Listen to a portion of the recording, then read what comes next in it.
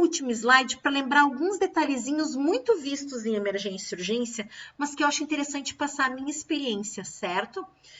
Chega paciente com bradicardia sinusal, pupila normal, não tem midríase, não tem miose, é uma pupila isofotorreagente, mas ele está bradicárdico, sinusal e hipotenso. Lembrem, muitos pacientes fazem uso de beta-bloqueador ou então de digitálicos de digoxina. Em alguns momentos eles chegam e fazem, né, uso crônico de beta-bloqueador e a gente olha o eletrocardiograma e aparenta ser um bloqueio AV de segundo grau ou até mesmo um BAVT, um bloqueio AV total. Isso é importante a gente saber identificar se realmente é um bloqueio AV ou se a gente está diante de uma intoxicação por beta-bloqueador. Um detalhezinho, tá? Visto, pelo menos assim no dia a dia que a gente consegue enxergar. Pessoal, no momento da chegada dos pacientes, sempre em ambiente de emergência e urgência, a gente vai fazer o HGT. HGT faz parte de sinais vitais. Isso é uma frase que eu criei, tá? Mas HGT é importantíssimo, hemoglicoteste.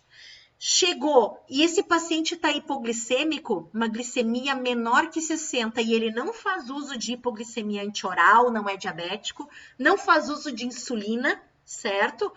Eu provavelmente estou diante de uma intoxicação por beta-bloqueador, ok? Lembrem desse detalhe, sim, eu já vi algumas vezes e é de repetição, existe na literatura, mas ocorre. Por isso que eu queria passar para vocês, certo? Bem, esse paciente, lógico, fica monitorizado, acesso ao oxigênio, monitoriza, né?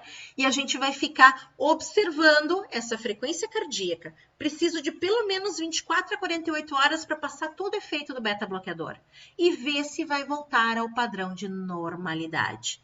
Esse paciente fica em ambiente, né, de emergência e urgência, mas, lógico, transferido para terapia intensiva para essa monitorização, certo?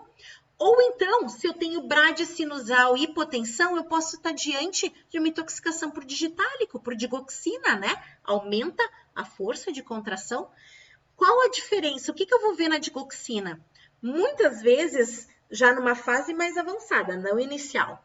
Eu posso ter aquele eletrocardiograma que eu comentei com o sinal da colher de pedreiro ou sinal da pá, aquele infra-ST que faz como se fosse uma pazinha no meu eletro. Mas o mais importante, se eu não tenho essas alterações no eletro, o meu paciente vai ter sintomas de trato gastrointestinal.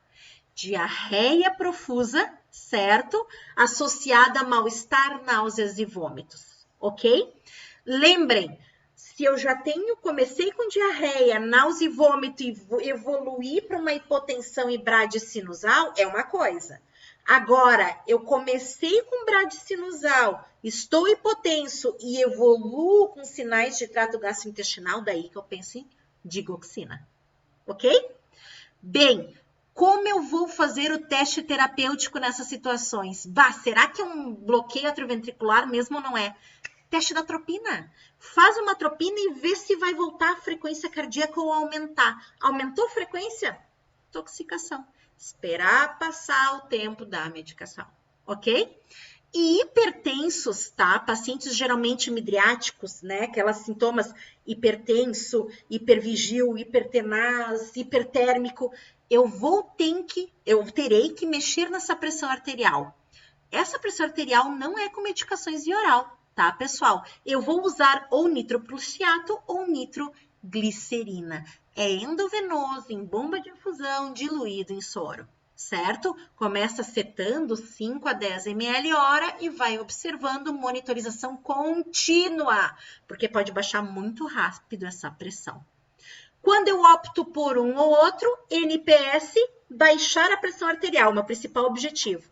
Eu vou pôr NTG quando meu paciente já tem histórico de cardiopatia isquêmica, que daí eu já protejo a parte cardiovascular, certo? Inclusive, NTG é utilizado como antianginoso, né? Nas dores refratárias do infarto agudo.